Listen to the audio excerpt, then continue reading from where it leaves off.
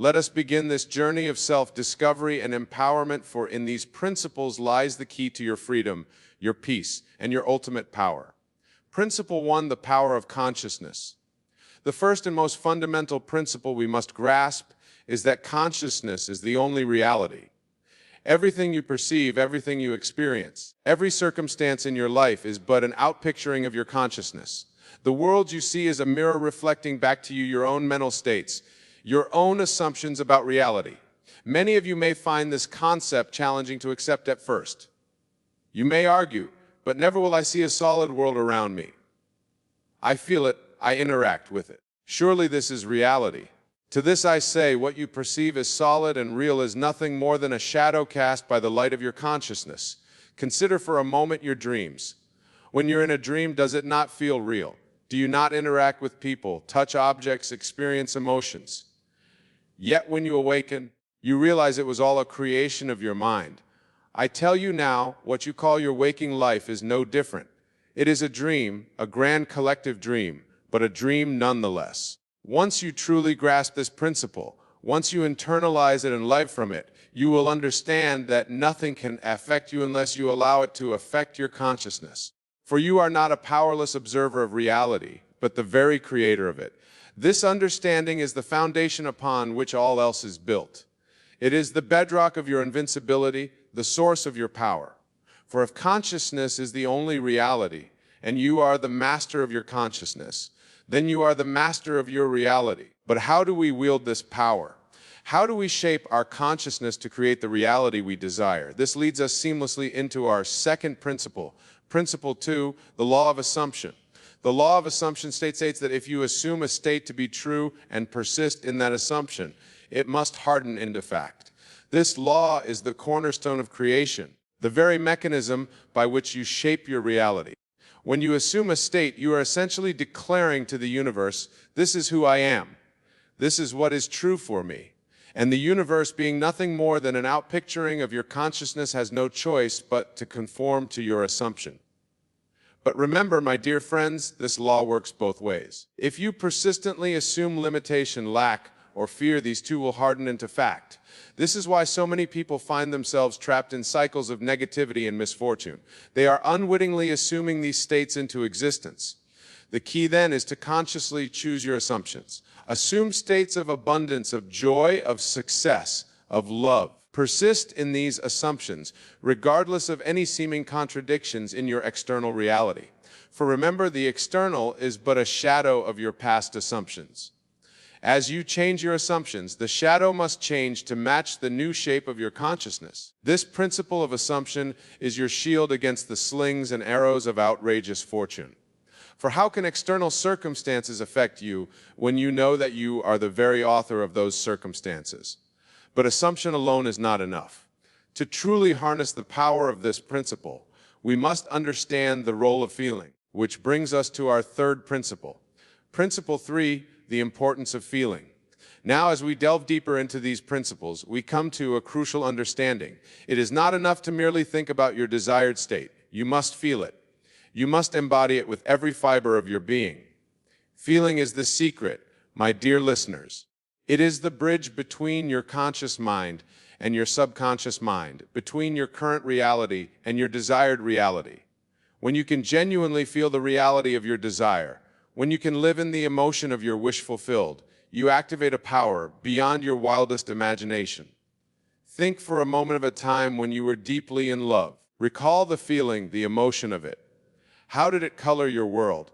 How did it affect your perceptions, your actions, your very being? This is the power of feeling. It transforms you from the inside out. In the same way, when you can feel the reality of desire, when you can live in the emotion of your wish fulfilled, you transform your entire being. You begin to think, act, and perceive in alignment with your desired reality. And as you do so, the external world has no choice but to reflect this new state back to you. This principle of feeling is your armor against the assaults of doubt and fear. For when you are filled with the feeling of your desire fulfilled, how can doubt find a foothold? How can fear take root? They simply cannot penetrate the radiant energy of your assumed state. But how do we generate these feelings? How do we create such vivid, transformative emotions? This brings us to our fourth principle, a principle that unlocks the full creative power of your mind. Principle 4, the power of imagination. As we progress in our understanding, we come to the fourth principle, the power of imagination. My dear friends, your imagination is not some idle fantasy factory. It is the very workshop of creation. It is the place where all things, all experiences, all states of being are first conceived before they are brought forth into physical reality. Einstein once said, "Imagination is more important than knowledge." For knowledge is limited to all we now know and understand, while imagination embraces the entire world, and all there ever will be to know and understand. Your imagination is the gateway to infinite possibilities. It is the realm where you can try on new states of being, where you can explore new realities, where you can shape your world according to your deepest desires. When you imagine, you are not merely daydreaming. You are engaging in the most profound act of creation. For remember, consciousness is the only reality, and your imagination is the tool by which you shape your consciousness. Imagine yourself as the person you wish to be. See yourself living the life you desire. Feel the emotions associated with your wish fulfilled. Do this vividly, do this often, and do this with a firm conviction that what you are imagining is not some far-off possibility, but a present reality. This principle of imagination is your sword against the limitations of your current circumstances. For how can your current reality constrain you when you can, at any moment, step into a new reality in your imagination? But what of the past? What are the memories and experiences that seem to contradict our desired state? This brings us to our fifth principle, a principle that grants you power over time itself. Principle 5, the art of revision. Now we come to a principle that many find particularly powerful, the art of revision. This principle teaches us that we can go back into our past and change it. Not in a physical sense, of course, but in our consciousness, which, as we've established, is the only reality. You might ask, but Wayne, how can we change the past? Isn't it fixed to this? I say the past only exists in your memory, and memory is not fixed. It is fluid, constantly being written by your present state of consciousness. When you revise a past event, you are not denying that it happened. Rather, you are choosing to remember it differently. You are rewriting the story in a way that serves your present and future. For example, if you had an argument with a loved one, instead of replaying the argument over and over in your mind, reinforcing the negative emotions associated with it, you can revise it. Imagine the conversation going differently. See yourself and the other person coming to a loving understanding. Feel the warmth and connection between you. As you do this, you are not merely engaging in wishful thinking. You are actually reshaping your consciousness. And as your consciousness changes, your present reality must change to reflect it. This principle of revision is your time machine. It allows you to go back and plant seeds of positivity in your past, seeds that will bear fruit in your present and future. How can past events affect you when you have the power to revise them at will?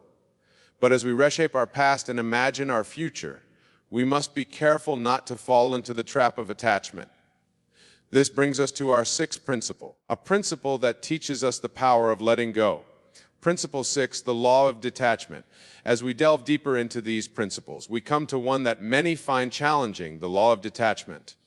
This law states that to manifest your desires, you must release your attachment to them.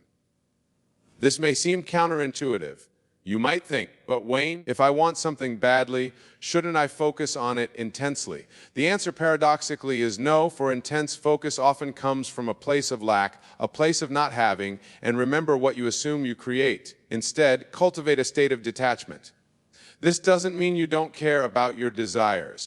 Rather, it means you trust so completely in the law of assumption, in the power of your consciousness, that you can relax into the knowing that your desire is already yours. Think of it this way. When you order a meal at a restaurant, do you sit there fretting about whether it will come? Do you constantly ask the waiter where your food is? No, you relax. You engage in conversation. You enjoy the ambience. You know your meal is being prepared and will arrive at the perfect time. In the same way, once you have placed your order with the universe through your assumption and feeling, relax. Trust in the process. Know that what you have assumed must come to pass in its own perfect timing. This principle of detachment is your shield against anxiety and impatience. For how can you be anxious about the future when you know with absolute certainty that your desire is already yours? But detachment does not mean inaction. It does not mean we sit back and wait for our desires to manifest. This brings us to our seventh principle, a principle that teaches us the power of consistent action. Principle 7, the power of persistence. Now, my dear listeners, we come to a principle that is crucial for your success, the power of persistence. This principle teaches us that we must persist in our assumption, regardless of any seeming contradictions in our external reality. Remember the story of Joshua and the walls of Jericho. For 6 days, Joshua and his army marched around the city, blowing their trumpets with no visible result. But on the 7th day, when they gave a mighty shout, the walls came tumbling down. This story beautifully illustrates the principle of persistence. Joshua and his men didn't give up when they saw no immediate results. They persisted in their assumption, in their faith, until their desire manifested. In the same way, you must persist in your assumption of your desired state. Even when your sense is denied, even when the world seems to contradict it, you must hold fast to your assumption. For remember, what you see in the external world is always the result of past assumptions. It tells you where you've been, not where you're going. Persistence doesn't mean struggle or strain. It simply means a calm, unwavering faith in the reality of your assumption. It means choosing again and again to live from the state of your wish fulfilled, regardless of any seeming evidence to the contrary. This principle of persistence is your steadfast companion on the journey of manifestation. For how can temporary setbacks discourage you when you know that your persistent assumption must eventually bear fruit? But persistence must be balanced with rest. It must be coupled with a deep sense of peace and completion. This brings us to our eighth principle, a principle that teaches us the power of divine rest. Principle 8, the Sabbath. As we continue our exploration, we come to a principle that is often overlooked, but is of utmost importance, the principle of the Sabbath. In this context, the Sabbath is not a specific day of the week, but rather a state of mind, a state of rest and completion. After you have assumed your desire, after you have felt it real, after you have persisted in your assumption, there comes a point where you must rest. This rest is not an action, but rather a deep, abiding peace that comes from knowing your desire is already yours. In the biblical account of creation, God rested on the seventh day not because he was tired, but because the work was complete. In the same way, you must come to a point where you can rest in the absolute, knowing that your desire is manifested. This state of Sabbath is characterized by a profound sense of gratitude. You are grateful not for what you will receive, but for what you have already received. For in consciousness, in the only reality that truly matters, your desire is already yours. Entering this Sabbath state is crucial for manifestation. It is the final seal on your assumption, the period at the end of your adoration to the universe. It is the state from which miracles naturally flow. This principle of the Sabbath is your oasis of peace in the journey of creation. For how can you be disturbed by external circumstances when you rest in the deep knowing that all is well, all is complete? But as we rest in this state of completion, we must also understand the dynamic nature of creation. We must grasp the reciprocal relationship between our inner and outer worlds. This brings us to our ninth principle, a principle that reveals the true nature of cause and effect. Principle 9, the law of reversibility. Now, my dear friends, we come to a principle that may challenge your current understanding of cause and effect, the law of reversibility. This law states that while a physical fact can be the cause of an imagination, it is equally true that imagination can be the cause of a physical fact.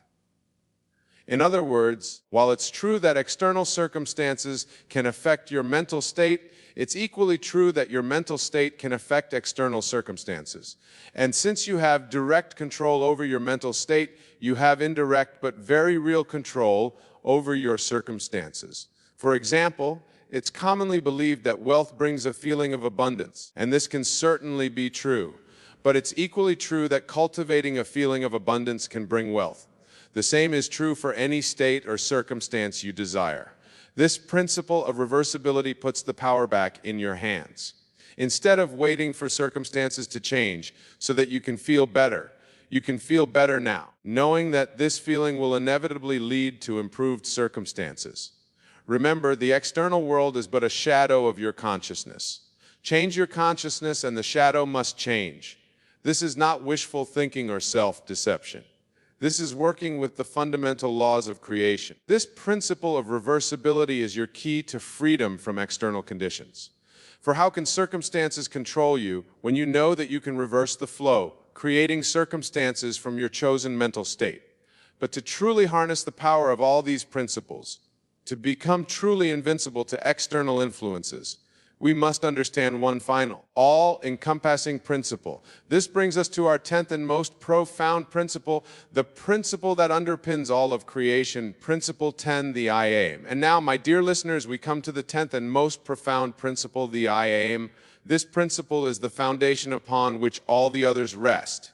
It is the ultimate truth of your being. I Am is the name of God, and it is your name too, for you are not separate from God, but an individualized expression of the divine.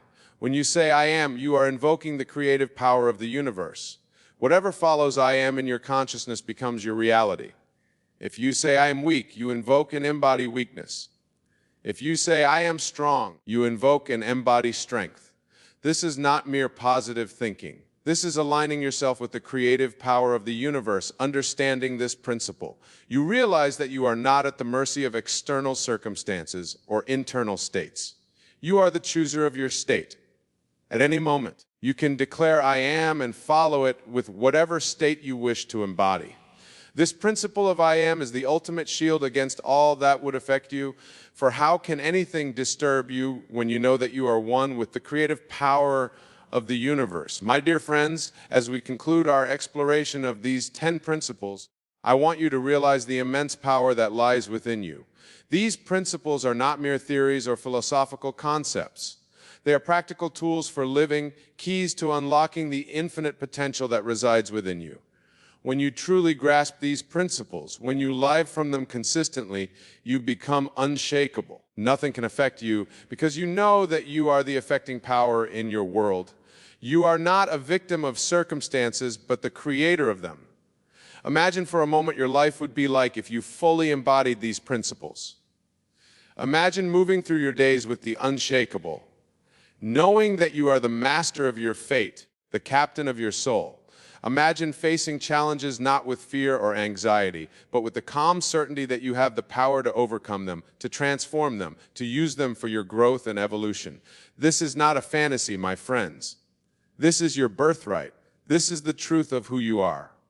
But remember, knowing these principles intellectually is not enough. You must apply them. You must become them. Start now.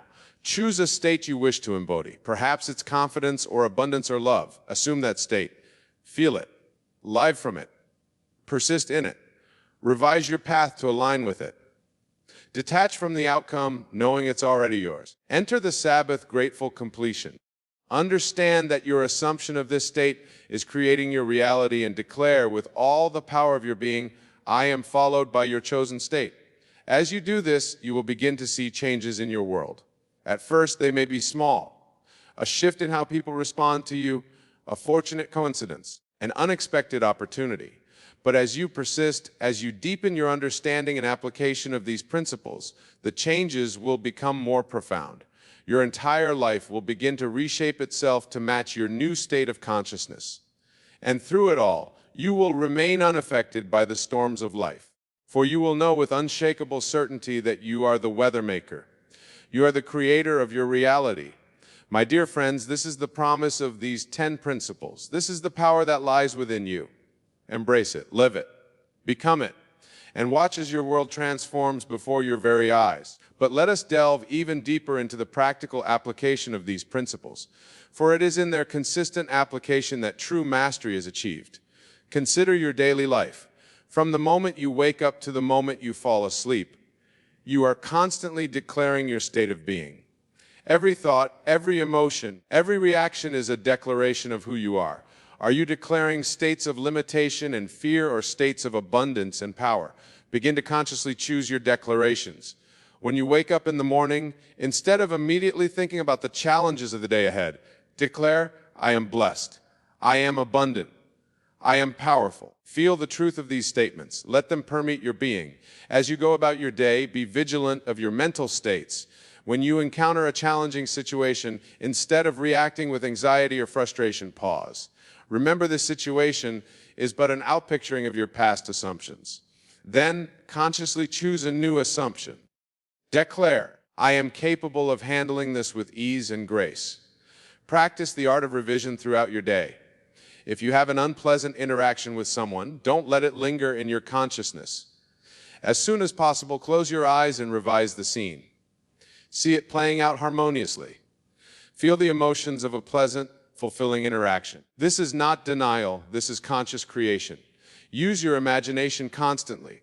Before important events or meetings, take a few moments to imagine them unfolding perfectly. See yourself speaking with confidence, being received warmly, achieving your desired outcomes. Feel the satisfaction and joy of these successful scenarios. Cultivate the state of the Sabbath. At the end of each day, before you sleep, enter a state of deep gratitude and completion, regardless of what transpired during the day. Choose to rest in the knowing that all is well. All is unfolding perfectly for your highest good. Practice detachment by focusing on the joy of the journey, rather than attainment of specific outcomes. Find pleasure in the process of growth and transformation.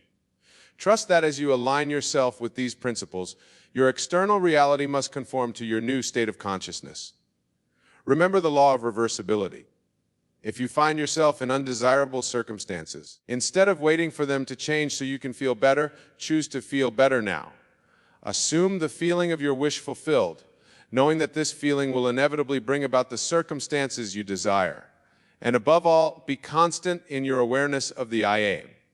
Let every thought, every word, every action be a conscious expression of your divine nature. For in this constant awareness lies true invincibility. My dear friends, as you integrate these principles into your daily life, you will find yourself becoming more and more impervious to external influences. You will no longer be swayed by the opinions of others, by temporary setbacks, or by apparent obstacles. For you will know with every fiber of your being that you are the creator of your reality. But this journey of mastery is not just for your own benefit. As you embody these principles, as you live from this elevated state of consciousness, you become a beacon of light in the world. You inspire others by your example. You show them what is possible when we fully embrace our divine nature. For remember, the world is yourself pushed out. As you transform your own consciousness, you contribute to the transformation of the entire world. Every assumption of a higher state, every act of revision, every moment of Sabbath rest ripples out into the collective consciousness, elevating all of humanity. This is the true power of these principles. They not only free you from the influence of external circumstances, but they also empower you to become a force for positive change in the world. Imagine a world where more and more people understand and apply these principles. Imagine a collective consciousness rooted in abundance, love, and endless possibility. This is the world you are helping to create as you master these principles in your own life. So I urge you, my dear friends, to take these principles to heart. Study them. Apply them.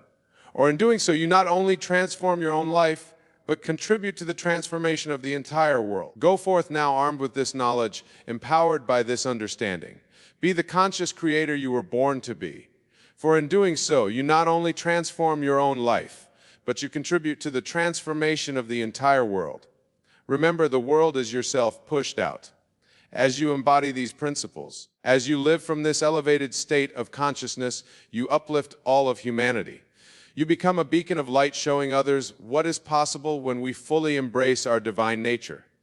In closing, I want to remind you of a profound truth. You are not merely a human being having a spiritual experience. You are a spiritual being having a human experience. And armed with these 10 principles, you can make that human experience as glorious, as joyful, as abundant as you choose. Be bold in your assumptions. Be daring in your imagination. Be unwavering in your persistence. For you are the operant power in your world. You are the author of your life story. Nothing can affect you unless you allow it to affect your consciousness. Go now and create the life you've always dreamed of. For you are the architects of your own destiny, the creators of your own reality. Nothing can affect you when you live from these principles, for you are one with the creative power of the universe. And as you go forth, remember that this journey of mastery is ongoing. Each day presents new opportunities to deepen your understanding, to refine your application of these principles. Embrace these opportunities. Welcome the challenges that arise, for they are but invitations to prove the power of your consciousness.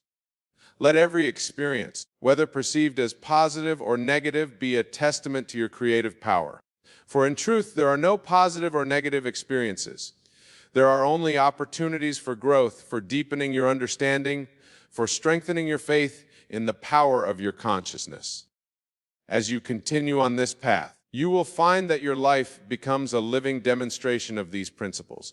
You will become living proof of the transformative power of consciousness. And in doing so, you will inspire countless others to embark on their own journey of self-discovery and empowerment. My dear friends, the power to create the life you desire, the power to remain unaffected by external circumstances, lies within you. It always has, and it always will. These 10 principles are simply keys to unlocking that power, to bringing it into your conscious awareness so that you may wield it deliberately and effectively. So go forth with confidence, with joy, with the unshakable knowing that you are the master of your faith, the captain of your soul. Let nothing disturb your peace. Let nothing shake your faith. For you are one with the creative power of the universe, and in that oneness lies your invincibility. Thank you. And may your imagination be filled with wonders beyond measure. May your consciousness expand to embrace the infinite possibilities that lie before you. And may you always remember the truth of who you are, the operant power, the divine creator of the I Am. I want you to understand that these habits we'll discuss are not external forces imposed upon you. They are patterns of thought and behavior that you have accepted, perhaps unknowingly, as part of your reality. But just as you have accepted them, you have the power to release them and step into your true, limitless nature. Let us begin with the first habit, living in the past. My dear friends, how often do you find yourselves dwelling on past events, reliving old hurts, or longing for times gone by? This habit of living in the past is perhaps the most insidious of all, for it robs you of your true creative power, the power of now. You see, the past, as you perceive it, is nothing more than a shadow, a memory traced in the halls of your mind. It has no substance, no reality, except that which you give it through your attention. When you dwell in the past, you are quite literally creating it anew in your present experience. Imagine, if you will, a projector in a cinema. The images on the screen seem real, don't they? They evoke emotions, trigger responses. But are they truly real? No, they are mere projections, illusions of light and shadow. Your memories, your past are much the same. They are projections of your consciousness given light by your attention. But here's the liberating truth. You are not the projectionist bound to play the same reel over and over. You are the projector itself, the source of all images. You have the power to change the reel, to project new images, to create a new reality. How do you do this? By fully embracing the power of the present moment, by recognizing that now is the only point of power. It is in this moment, right here, right now, that you have the ability to choose, to create, to manifest. When you catch yourself dwelling on the past, gently but firmly bring your attention back to the present. Feel the aliveness of this moment.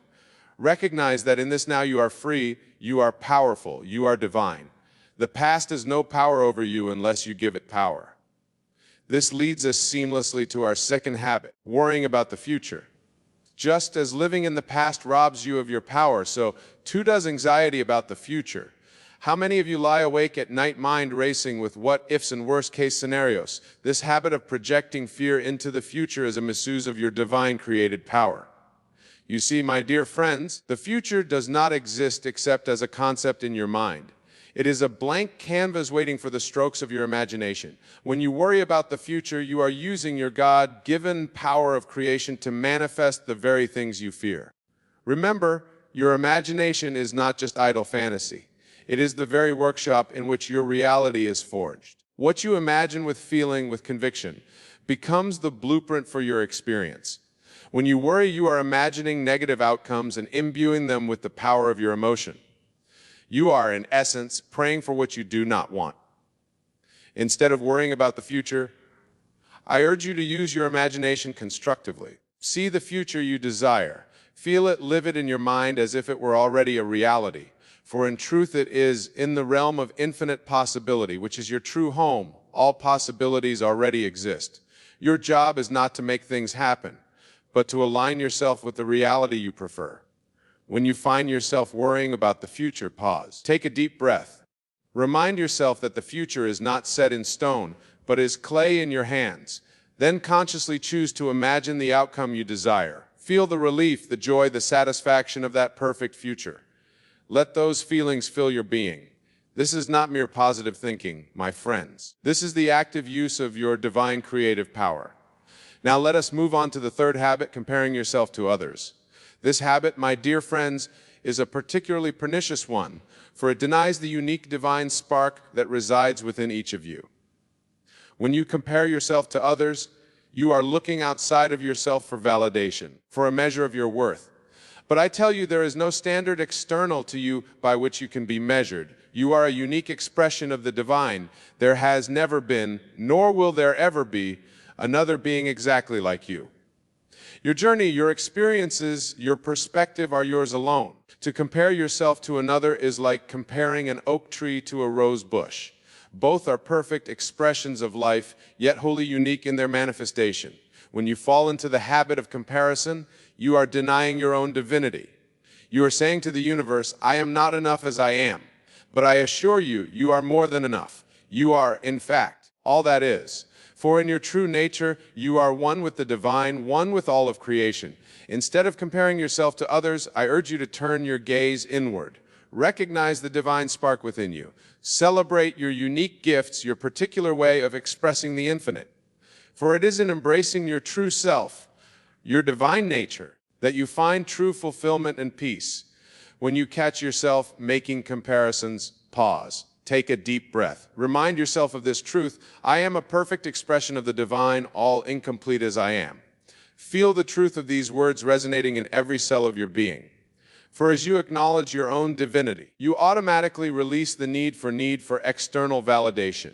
This understanding leads us naturally to our fourth habit, seeking approval from others. My dear friends, how much of your life is spent seeking the approval of others? How often do you shape your actions, your words, even your thoughts, based on what you believe others want or expect from you? This habit of seeking external approval is a denial of your own inner guidance, your own divine wisdom.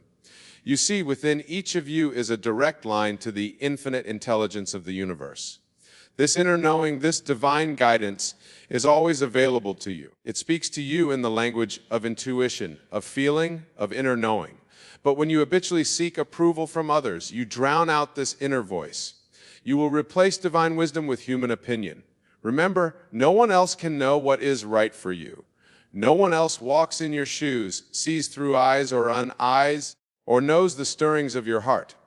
The approval you seek outside yourself can only ever be a pale reflection of the divine approval that already resides within you. Instead of seeking approval from others, I urge you to cultivate a deep trust in your own inner guidance. Listen to the still, small voice within. Feel for the path that resonates with your deepest truth. For it is in aligning with this inner knowing that you step into your true power, your divine nature. When you find yourself seeking approval, pause, take a deep breath. Turn your attention inward and ask yourself, what do I know to be true? What feels right to me? Trust the answer that arises. It may come as a thought, a feeling, or simply a sense of knowing. This is your divine self guiding you towards your highest good. Now, let us explore the fifth habit, negative self-talk. My dear friends, the words you speak to yourself are perhaps the most powerful in all of creation. For these words, these thoughts are the very instructions you give to the infinites to create your reality. When you engage in negative self-talk, you are quite literally programming yourself for limitation and failure. You see, the subconscious mind does not differentiate between what is real and what is imagined.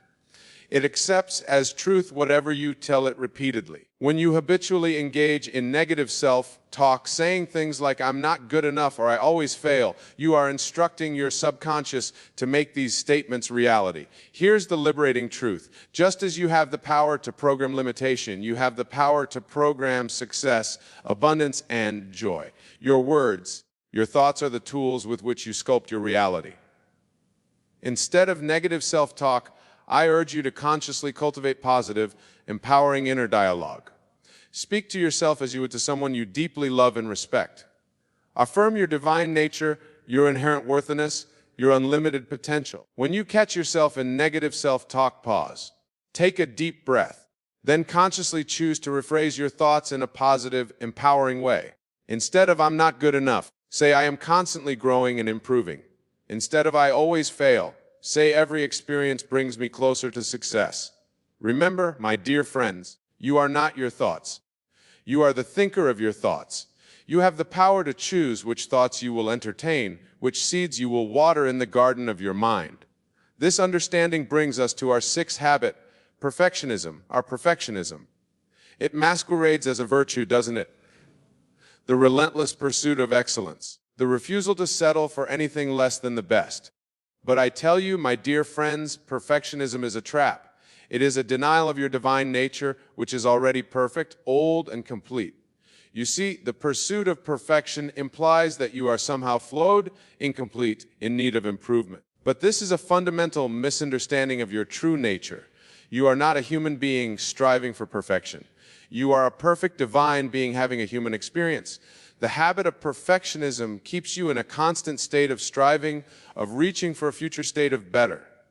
But in doing so, it robs you of the joy and power of the present moment. It keeps you focused on what's wrong rather than celebrating what's right. Instead of perfectionism, I urge you to embrace the concept of excellence. Excellence acknowledges your current perfection while allowing for growth and expansion. It celebrates your efforts and achievements rather than constantly finding them lacking. When you find yourself caught in the grip of perfectionism, pause. Take a deep breath. Remind yourself of this truth. I am already perfect, whole, and complete. My experiences are opportunities for joyful expression, not tests to be passed. This shift in perspective allows you to approach your endeavors with joy and enthusiasm rather than anxiety and self-criticism. It allows you to fully express your divine nature in each moment rather than postponing your joy to some future state of perfection. Now, let us explore the seventh habit, avoiding responsibility. My dear friends, the avoidance of responsibility is perhaps one of the most limiting habits you can cultivate. For in avoiding responsibility, you are denying your own power as a creator. You are saying to the universe, "I am not the author of my life, but a victim of circumstance." But I tell you, there are no victims in this universe, only creators who have forgotten their power. Every circumstance in your life, every experience you have is a creation of your consciousness. This may seem a heavy burden to bear, but it is in fact the key to your liberation. You see, when you avoid responsibility, you place the power to change your life outside of yourself. You wait for circumstances to change, for others to behave differently, for luck to smile upon you. But in doing so, you give away your God-given power to get in. Instead of avoiding responsibility, I urge you to embrace it fully. Recognize that you are the author of your life story. Every thought, every word, every action is a brushstroke on the canvas of your existence. When you embrace this responsibility, you step into your power as a divine creator. When you find yourself avoiding responsibility, pause, take a deep breath. Then ask yourself, how have I created this situation? What can I learn from it? How can I use this as an opportunity for growth and transformation? These questions shift you from a victim mentality to a creator mentality. Remember, taking responsibility doesn't mean blaming yourself. It means acknowledging your power to create change. It means recognizing that regardless of what has happened in the past, you have the power to choose your response in this moment, and in doing so, to shape your future. This understanding leads us seamlessly to our eighth habit, fear of fear. The fear of failure. How many dreams has it strangled in their cradle? How many divine expressions has it silenced? This habit, my dear friends, is perhaps the most limiting of all, for it keeps you small, keeps you safe, keeps you from expressing the fullness of your divine nature. But what is failure, really? Is it not merely a judgment, a label we attach to certain outcomes? And who is the judge? Only you. You see, in the infinite realm of possibility, there is no failure. There are only experiences, each one an opportunity for growth, for learning, for expanding your consciousness. When you fear failure, you are saying to the universe, I do not trust in my divine nature. I do not believe in my ability to grow and adapt. But I tell you, there is nothing to fear, for you are an eternal being, a spark of the divine. No experience can diminish you. No outcome can lessen your inherent worth. Instead of fearing failure, I urge you to embrace it as a teacher. See every failure as feedback, as valuable information guiding you toward your highest expression. For it is often in our greatest challenges that we discover our greatest strengths.